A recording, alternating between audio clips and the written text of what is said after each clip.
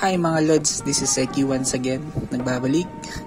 So, for today's video, gagawa nga pala ako ng pagkain. So tara, samahan niyo ako. So ngayon, nagpakulo na ako ng itlog. Napakasarap talaga ng itlog, no?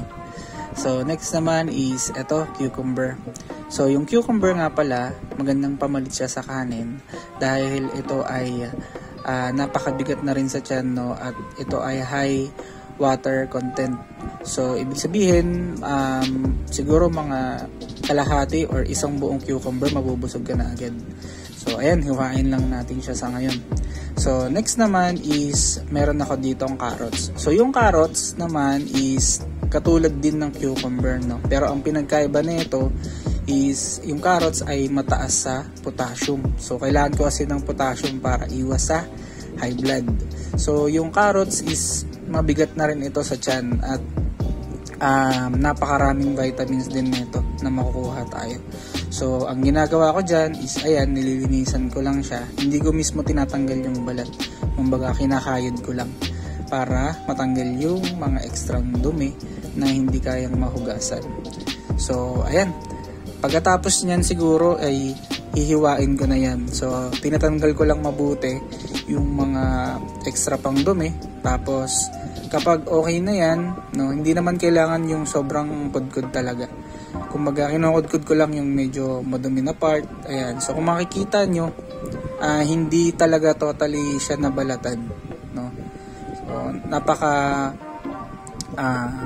maganda rin kasi yung balat ng carrot. So ayan, hinuhugasan ko na siya. So ayan, nalaglag pa. Diyan lang naman sa gilid. So after nyan, so hihiwain ko na yan kasi hiwa lang din ng cucumber. Ganyan din kalalaki. So ganyan lang din yan kaliliit. So ngayon, ginagawa ko to pagkain ng cucumber at saka ng carrots every other week, or kapag mas maganda siguro dapat consistent kasi dati nagawa ko na to na consistent ko yung pagkain ng carrots tsaka ng cucumber at ng itlog. Ang nangyari lang is nawawalan lang ako sa focus at nakakakain ako ng mga ibang pagkain like Jollibee. Napakasarap din kasi talaga ng Jollibee, hindi natin may iwasan yun. So ngayon, tatry ko ulit maging consistent sa ganitong pagkain. So sobrang low carb nito, no. Actually, napakaganda nito lalo na sa pagbababa ng sugar at ng cholesterol. So try nyo din kung gusto nyong bumaba yung inyong sugar and ang inyong cholesterol. So ako naman, okay naman ang aking sugar. So ang binabantayan ko lang is yung cholesterol. So nag-iiwas ako ngayon sa pagkain ng mamandika, nag-iiwas ako sa mga pagkain piniprito. So ngayon more on raw, kumbaga. So pwede naman yung nilaga katulad ng nilagang itlog na ginawa ko kanina. At ito na yung ating binalatan na cucumber at carrots. So next naman, after 8 minutes, ito na yung ating itlog na napakasarap. Lumabo pa yung camera. So mamaya ibababad ko na yan sa malamig na tubig para mabilis siyang mabalatan.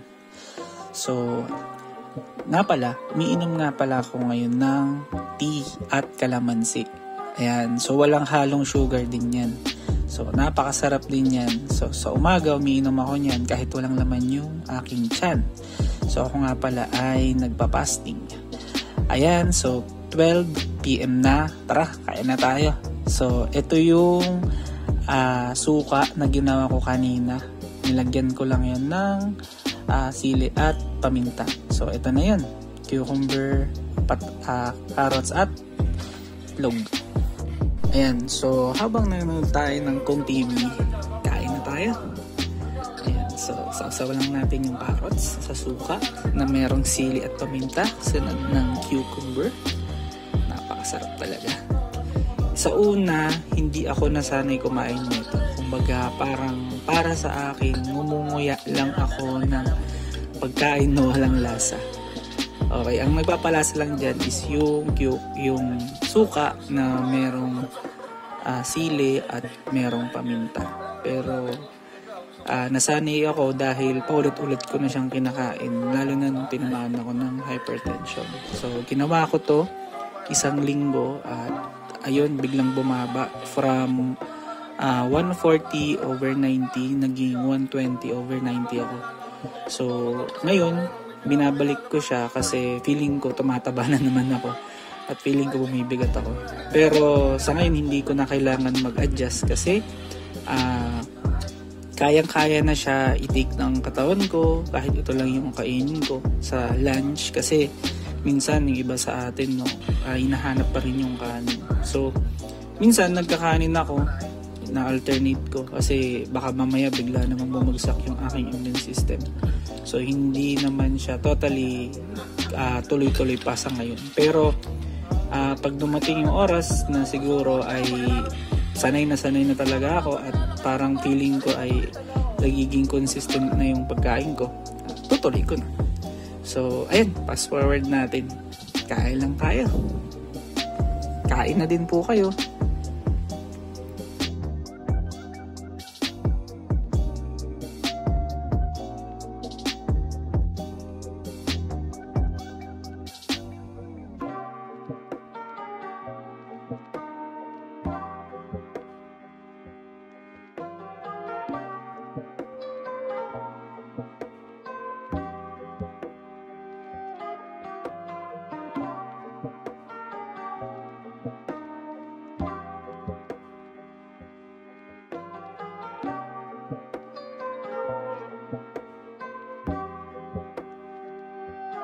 So ayan, ubos na yung cucumber.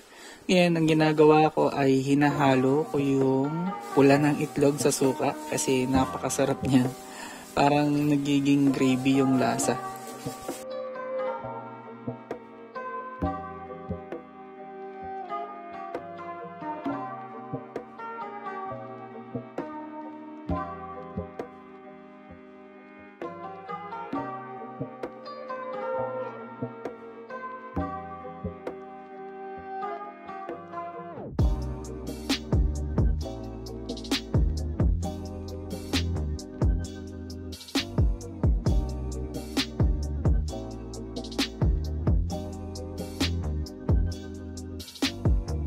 So may dala nga pala si mama na okra, talong at pritong isda. Kinain ko rin yan kasabay ng carrots. At ayan, busog na ang ating tiyan.